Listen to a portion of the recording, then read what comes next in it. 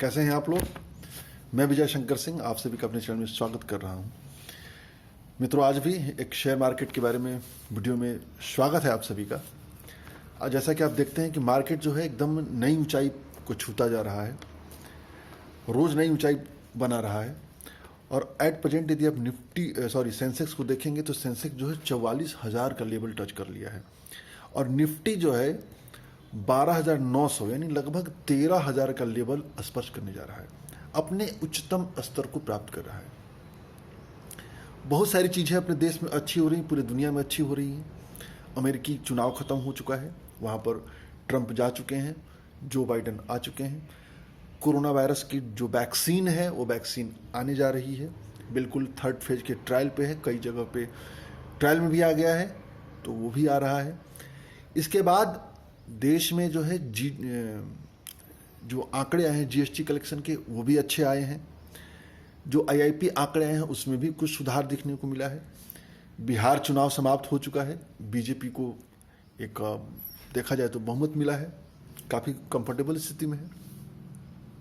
और जो उपचुनाव हुए हैं उस पूरे उपचुनाव में बीजेपी की स्थिति अच्छी रही है। केंद्र में सत्ता में बैठी हुई है तो जाहिर सी बात है उसको नीतियों को लागू करने के लिए और पर्याप्त अवसर मिलेगा। उसका राज्यसभा में बहुमत होता जा रहा है, तो ये माना जा रहा है कि जो भी आर्थिक सुधार के संबंध में कार्यक्रम है वो और तेज होंगे तो मार्केट में और तेजी आ सकती है। मार्केट के बारे में मित्रों सिर्फ एक भविष्यवाणी की जा सकती है कि इसके बारे में भविष्यवाणी नहीं की जा सकती है।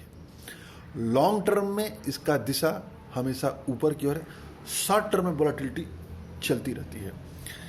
तो इस समय जो मार्केट की कंडीशन है मित्रों, दुनिया की एक बहुत बड़ी ब्रोकरेज एजेंसी है मॉर्गन स्टैनली। बहुत पुरानी कंपनी है, दुनिया की सबसे बड़ी ब्रोकरेज कंपनी है।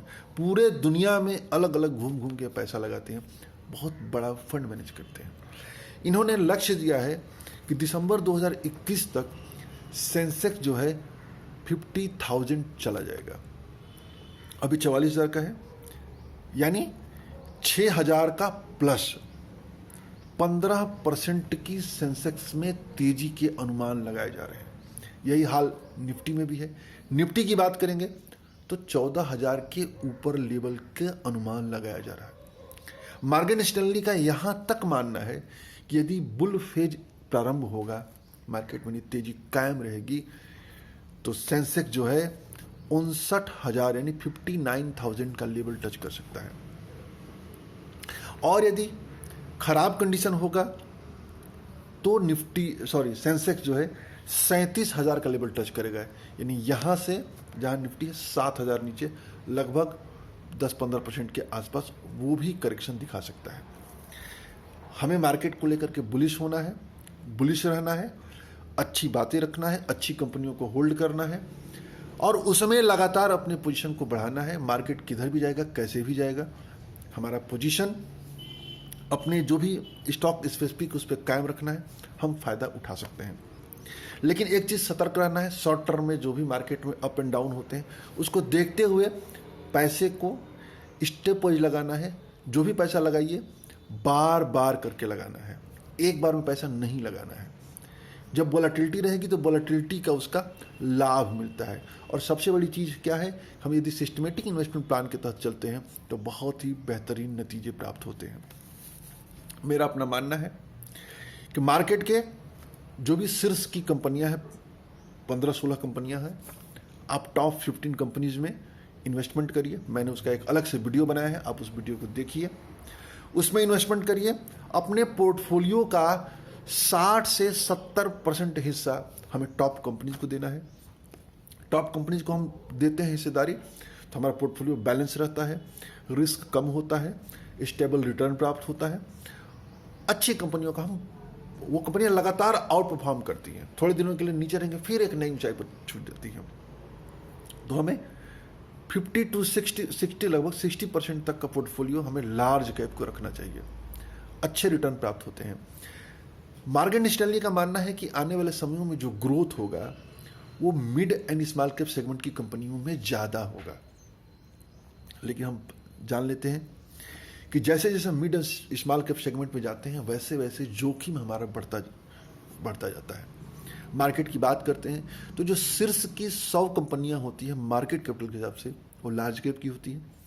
101 से लेकर के 250 तक मिड कैप सेगमेंट की कंपनियां होती हैं, और 251 से लेकर के नीचे तक की सभी कंपनियों को स्मॉल कैप कैटेगरी कहते हैं।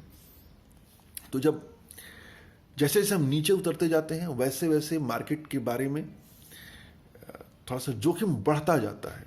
हम कंपनियों को सही से सेलेक्ट नहीं कर पाते, आंकड़े सही नहीं होते, क्योंकि विकल्प बहुत अधिक होते हैं तो उसको रिसर्च बहुत अधिक करना पड़ता है, बहुत ज़्यादा पारखी निगाह रखनी पड़ती है small cap mid cap segment के लिए, इन्वेस्टमेंट के लिए। तो कर सकते हैं मिड कैप स्मॉल सेगमेंट में बहुत सारी ऐसी कंपनियां हैं जो हम अच्छी कंपनियां हैं जिसको हम सिलेक्ट कर सकते हैं। एस्टल पॉलिटेक्निक है, आपका एस्टल पॉली के बाद डाबर है, पीडीलाइट है, बहुत सारी कंपनियां हैं, अच्छी अच्छी कंपनियां हैं जो आगे चल करके लार्ज कैप होने की स्थिति में रखती है। उसी में आपका पीआई इंडस्ट्री है, अतुल लिमिटेड है, बहुत सारी ढेर सारी अच्छी अच्छी कंपनियां हैं। तो हमें अच्छी कंपनियों को चुनना है, मैनेजमेंट अच्छा होना चाहिए, बिजनेस अच्छा होना चाहिए, प्रोडक्ट अच्छे होने चाहिए, हमें उस पर फोकस करना है, अपने इन्वेस्टमेंट को बढ़ाना है, निसंदेह हमारे रिटर्न अच्छे प्राप्त होंगे। और यदि ज़्यादा रिसर्च से बचना चाहते हैं तो सीधी बात है कि मिड और स्मॉल कैप सेगमेंट की कोई एसआईपी कर लेते हैं। मिड कैप सेगमेंट में जैसे एक्सिस मिड कैप है, बहुत बेहतरीन फंड है, बहुत बेहतरीन। स्टेट बैंक का जो एसबीआई म्यूचुअल फंड है उसमें स्मॉल कैप कैटेगरी का फंड है, स्मॉल कैप, वो भी बहुत बेहतरीन फंड है। मोतीलाल ओसवाल का मिड और लार्ज कैप सेगमेंट की कंपनी है मोतीलाल 35 मल्टी कैप, उस फंड को भी ले सकते हैं, या मोतीलाल ओसवाल का ही मिड कैप 30 है, उसको भी फंड को भी ले सकते हैं। बहुत सारे फंड हैं। तो मेरा अपना तो मानना है कि मिड और स्मॉल कैप सेगमेंट में बहुत ज़्यादा रिसर्च से हमको बचना चाहिए, दिमाग ज़्यादा लगाना पड़ता है। उसके लिए सीधा साधा तरीका है कि हम कोई बढ़िया सा म्यूचुअल फंड चुन करके उसमें एसआईपी करें। Axis mid cap is good fund and second in SBI small cap, best, both are best fund for investment in mid and small cap segment. So focus on large cap portfolio must build from large cap companies, वो भी top company, जो top 15 companies है, top 10 companies, उसमें investment करिए, बहुत बेहतरीन return प्राप्त होगा। तो उम्मीद है मित्र वीडियो पसंद आया होगा। जय हिंद, जय भारत।